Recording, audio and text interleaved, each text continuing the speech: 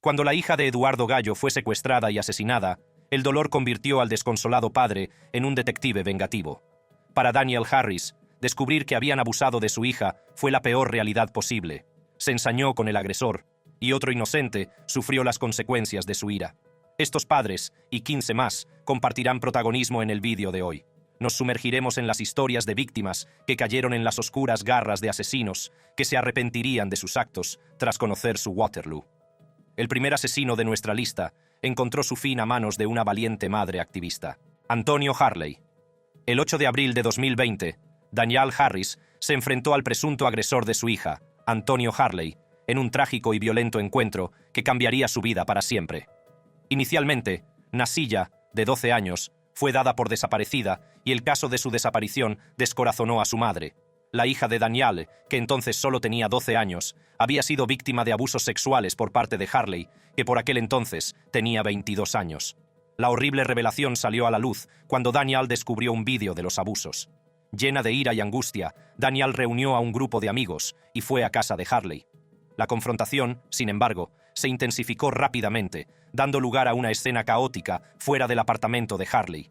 En el calor del momento, se produjeron disparos y murió Juan Newkirk, de 19 años, que había acompañado a Danielle. La situación se descontroló y la búsqueda de venganza de Danielle tuvo consecuencias imprevistas que la perseguirían para siempre. Tras el incidente, Danielle fue acusada de asesinato, agresión con agravantes y conspiración para cometer agresión con agravantes. A pesar de sus intenciones de proteger a su hija, la ley no vio con buenos ojos sus acciones.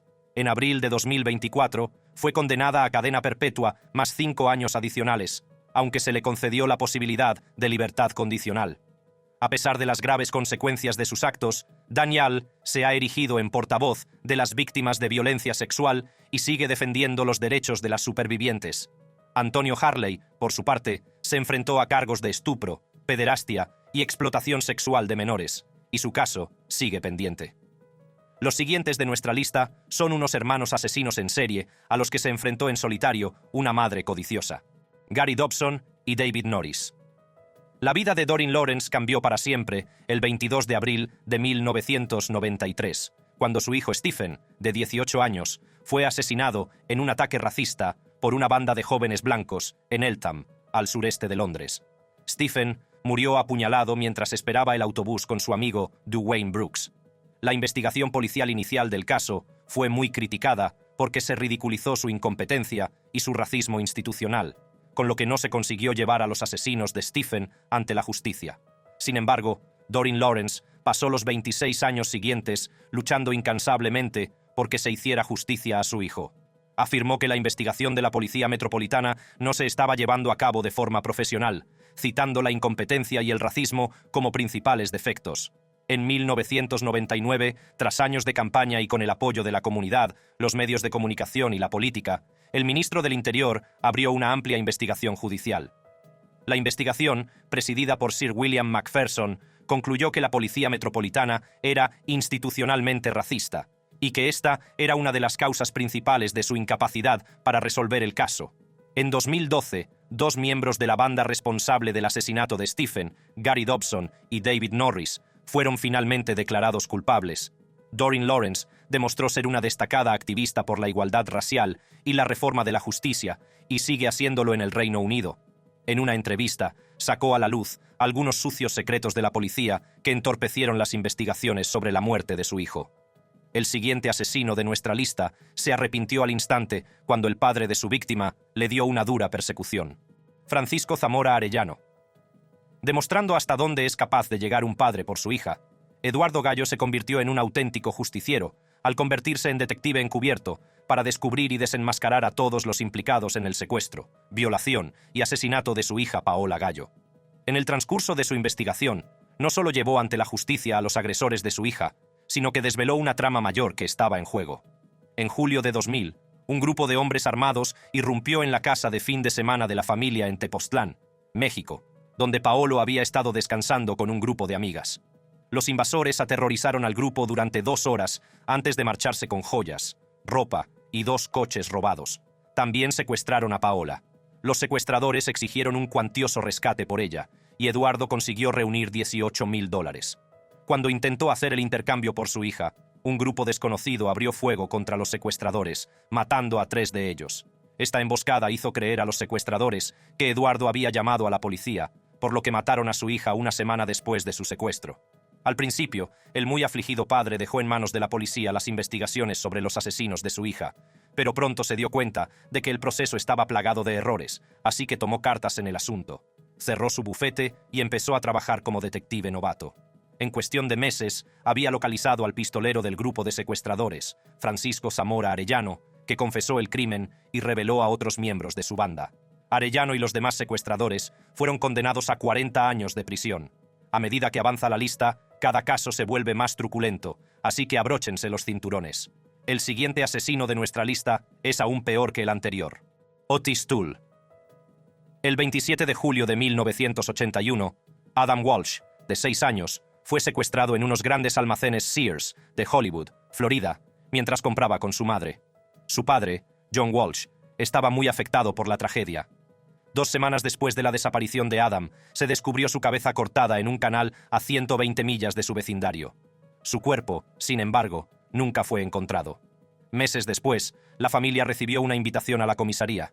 Habían encontrado al asesino de Adam Walsh. Un hombre llamado Otis Toole se presentó en la comisaría y confesó sus crímenes, que incluían la muerte de Adam y de otras víctimas.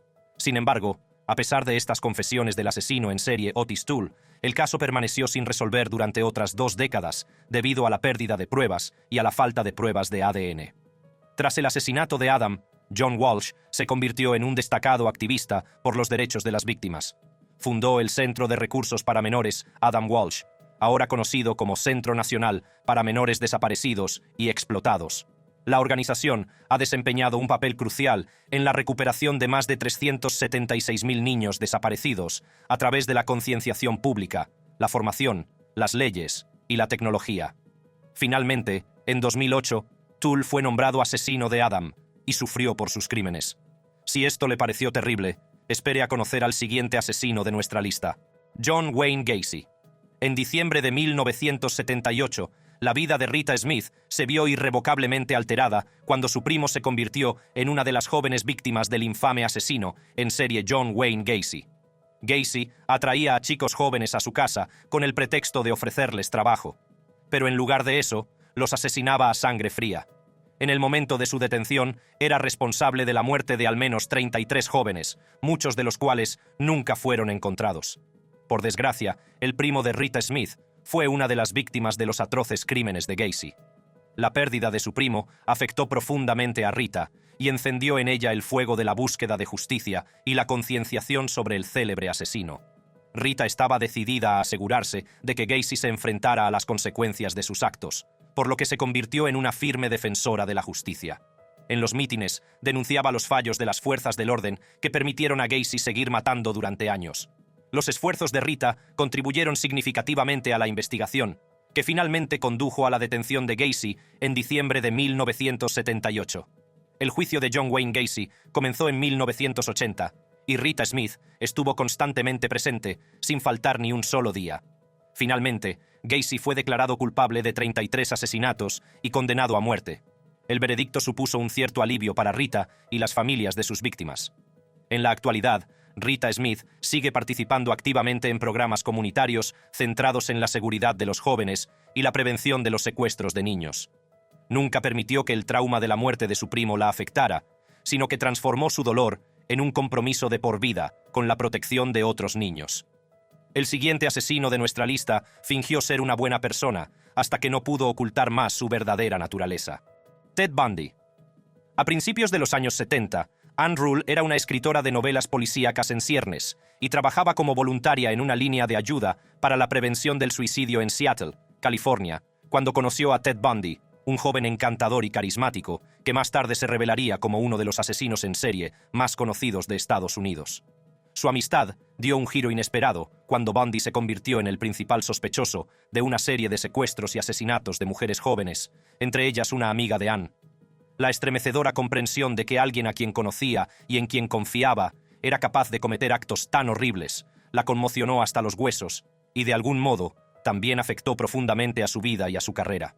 Tras el arresto de Bundy en 1975, Anne Rule empezó a escribir extensamente sobre sus crímenes, basándose en sus experiencias personales y en la amistad que les unía.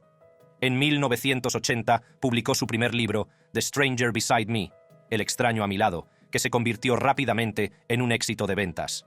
En ella, Rule no solo llamó la atención del público sobre los atroces actos de Bundy, sino que también puso de relieve las cuestiones más amplias de la victimización y los fallos del sistema judicial que permitieron a Bundy continuar su matanza durante años. Mientras que Bundy fue detenido por sus crímenes, el siguiente asesino en serie nunca fue capturado. El asesino del Zodíaco.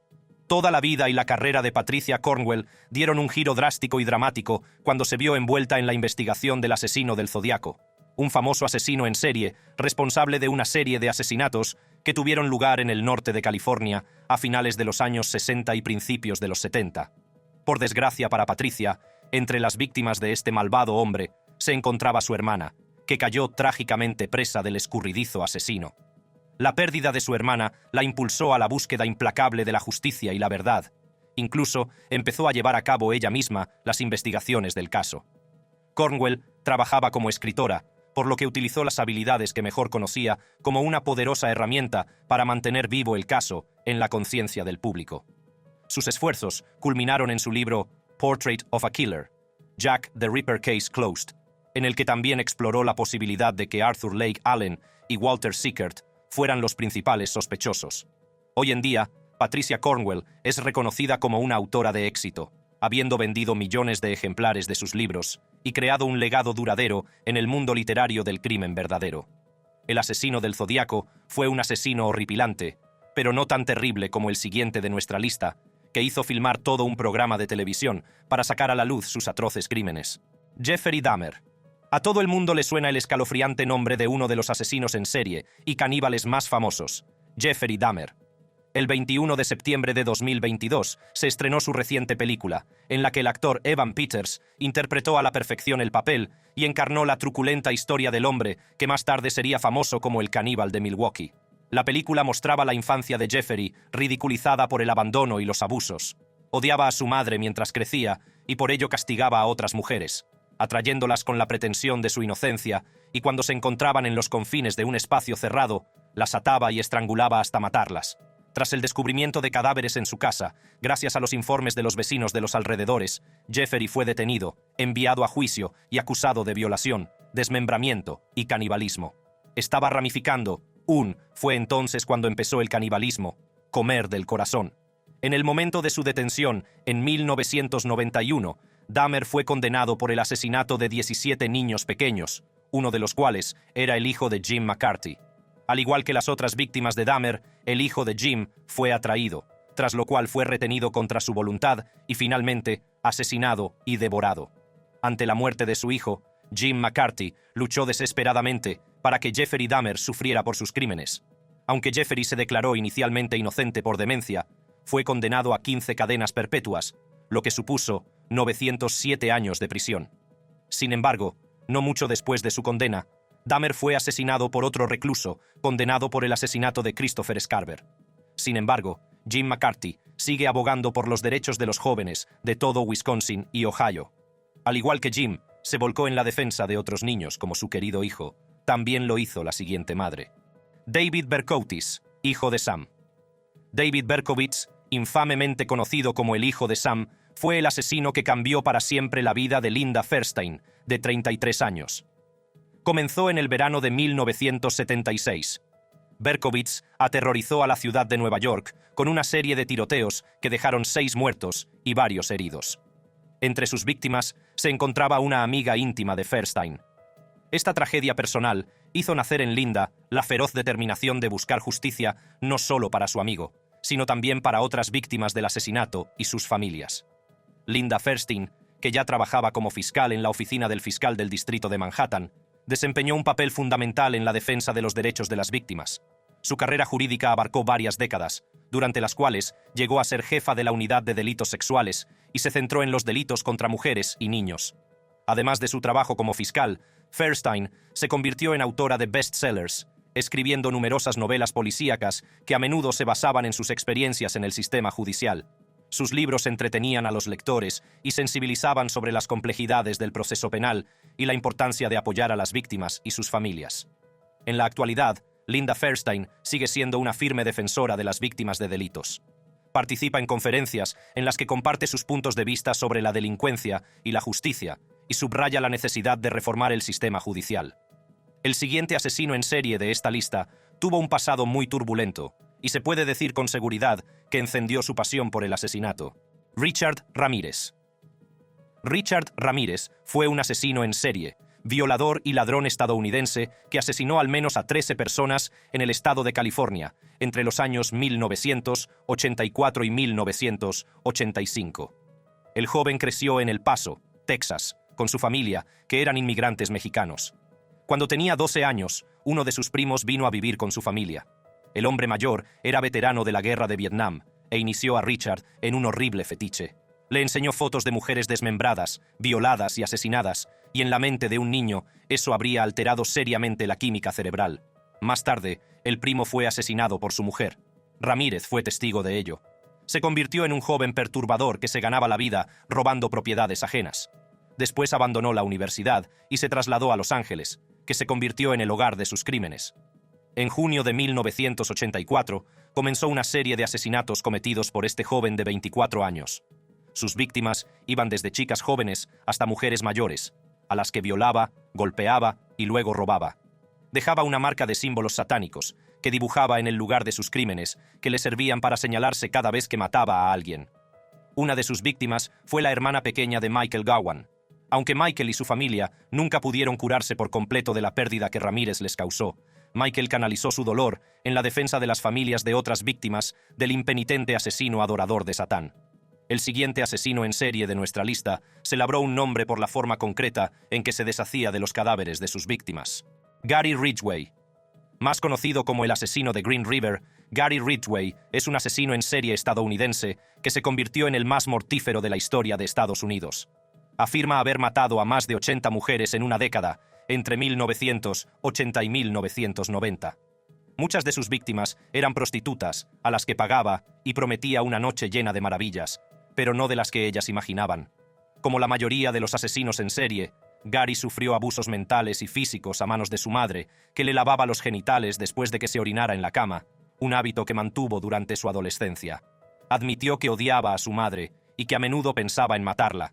Sus crímenes pasaron gradualmente de asfixiar a prostitutas a matarlas. Su apodo, el asesino del Río Verde, nació de su costumbre de arrojar a sus víctimas al Río Verde, en Utah.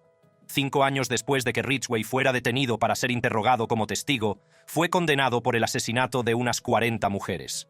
Nunca confesó sus otros crímenes hasta más tarde, cuando accedió a identificar a algunas víctimas con la esperanza de reducir su condena. Una de sus víctimas fue la hija de Robert. Robert se convirtió en un precursor de las investigaciones sobre Ridgway y otros asesinos famosos.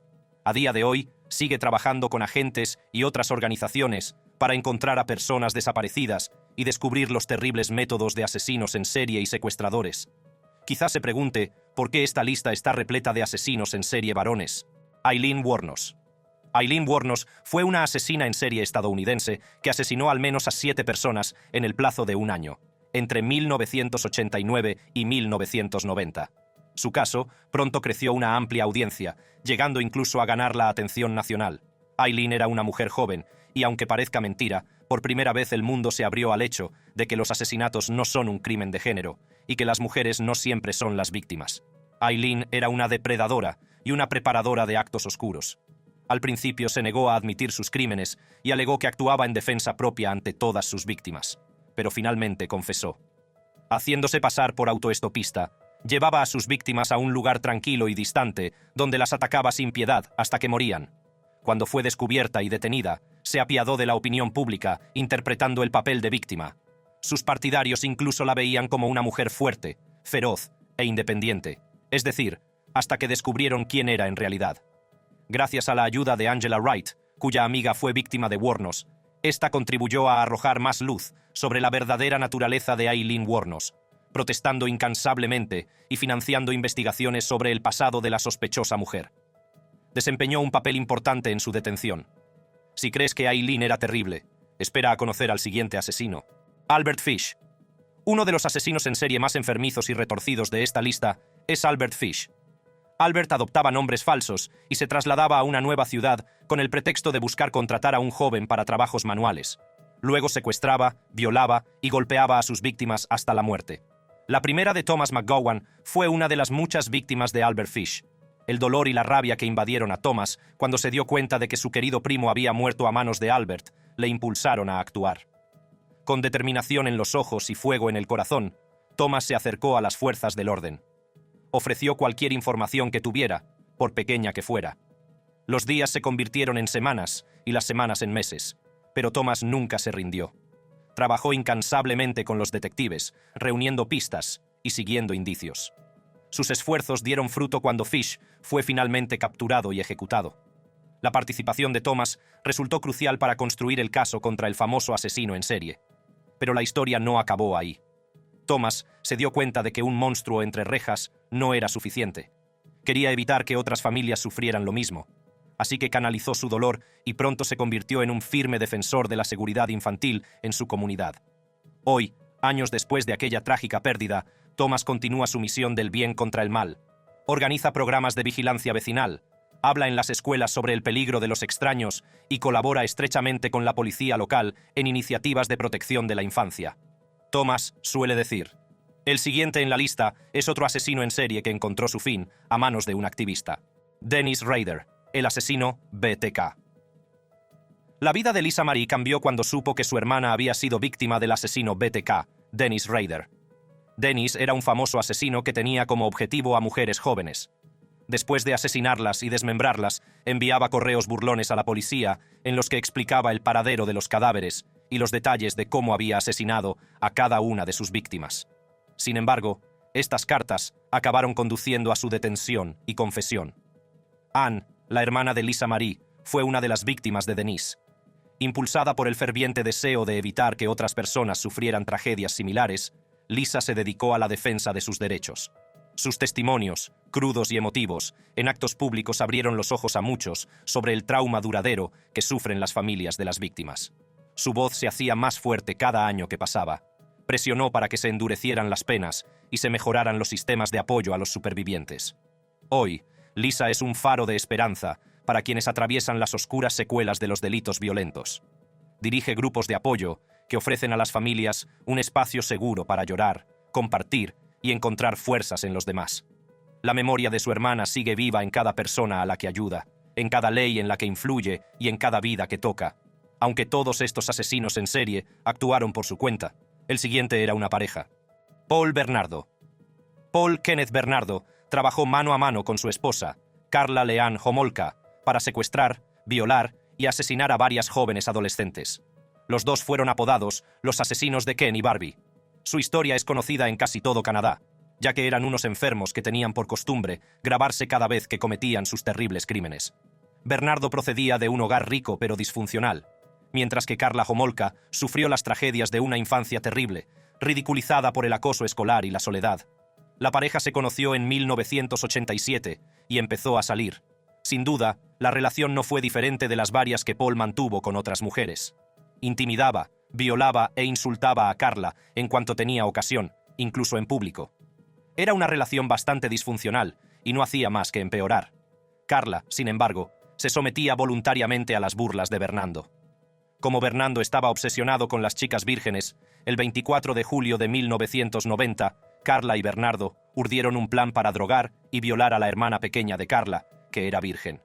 El escenario, sin embargo, no salió como habían planeado, y acabaron matando a la joven. Ahí comenzó la marca de su obsesión por el inquietante incesto en trío que la pareja fetichizaba. Secuestraban, drogaban y violaban a sus víctimas y grababan en vídeo el proceso.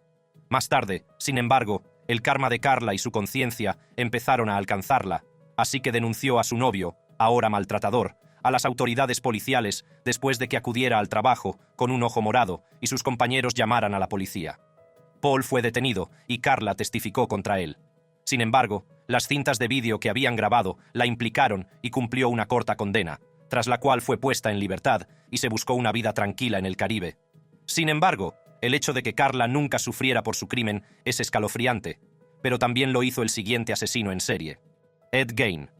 Edward Thomas Gein Es conocido popularmente como el carnicero de Plainfield. Fue su espeluznante historia, llena de una infancia abusiva y una terrible vida de incendios provocados, robos y asesinatos, la que se convirtió en la película Psicosis, un thriller psicológico dirigido por Alfred Hitchcock y estrenado en 1960. La película reveló el pasado de Edward como un niño problemático que sufrió a manos de una madre maltratadora. Los insultos y lesiones que sufrió por parte de su madre sirvieron de base para su odio hacia las mujeres. A medida que Edward crecía, también lo hacían sus delitos. En 1957 fue detenido por la muerte de una joven que trabajaba en una tienda de discos en la calle donde Gain vivía en Wisconsin. Esta joven era una querida amiga de Frank Macaulay. Devastado por la noticia de la muerte de su querida amiga, Frank hizo campaña incansablemente para que se le impusiera la pena máxima a Edward, a pesar de que éste se declaró culpable por el cargo de demencia. Nunca fue a la cárcel, pero vivió el resto de su vida en un hospital psiquiátrico. En la actualidad, Frank sigue trabajando duro con la policía para que personas como Edward Gain reciban el castigo que merecen. Puede que Edward no recibiera el castigo que se merece, pero el siguiente asesino en serie sí. Charles Manson. Todo empezó en 1979, cuando Charles Manson se fugó de la cárcel y buscó refugio en un barrio. Se encontró con una joven y le rogó que se quedara en su casa durante un tiempo, pero ella se negó. En respuesta, la acosó y la hostigó, dejándola con dolores y heridas. Con sus últimas fuerzas, llamó a su novio, que la llevó rápidamente a un hospital. Mientras ella recibía cuidados, su novio salió a enfrentarse a Manson. Cuando lo encontró, Manson estaba completamente armado y preparado. El joven intentó conversar con Manson, pero este no le escuchó. En su lugar, Manson le apuñaló. Testigos presenciales intentaron detener la hemorragia, pero ya era demasiado tarde. La trágica noticia llegó a la familia de la víctima, y su desconsolado hermano, David, decidió encontrar al asesino. Se unió a varias organizaciones que creía que podían ayudar, fijando objetivos claros y trabajando diligentemente para alcanzarlos. Una de estas organizaciones era un movimiento de concienciación sobre la salud mental, en el que participó activamente y marcó la diferencia. Finalmente, Manson fue capturado por la policía durante un intento de robo a una familia que vivía en el extranjero. Fue detenido y acusado ante un tribunal, donde fue declarado culpable y condenado a cadena perpetua por todos los delitos que había cometido. Los esfuerzos de David no pasaron desapercibidos. Recibió reconocimiento nacional y ganó varios premios, incluido un Oscar, por su labor para llevar ante la justicia al asesino de su hermano. Se dedicó a ayudar a los menos privilegiados y pronto se convirtió en un defensor de la ayuda a las personas necesitadas para que no recurrieran a una vida delictiva. Prepárese para un último escalofrío. Le presentamos al último y más espantoso asesino de nuestra lista. Robert Pickton, apodado el asesino de la granja de cerdos o el carnicero. Robert William Pickton, de 75 años, será recordado por su notoriedad, sus perversos crímenes y una total falta de remordimiento por cometerlos. Tras su detención en 2007 por el asesinato de 33 mujeres, cuyos cadáveres fueron descubiertos en su granja de cerdos, fue condenado a cadena perpetua. Sin embargo, la policía no había terminado con él, ya que intentó descubrir a todas sus demás víctimas. Más tarde, Robert confesaría, o para ser más realistas, presumiría ante un preso de todas sus víctimas, que en realidad eran 49. Sin embargo, poco sabía que el preso al que le contó esas cosas trabajaba como agente encubierto. Pickton llegó a revelar que, tras estrangular a sus víctimas, las descuartizaba y se las daba de comer a sus cerdos.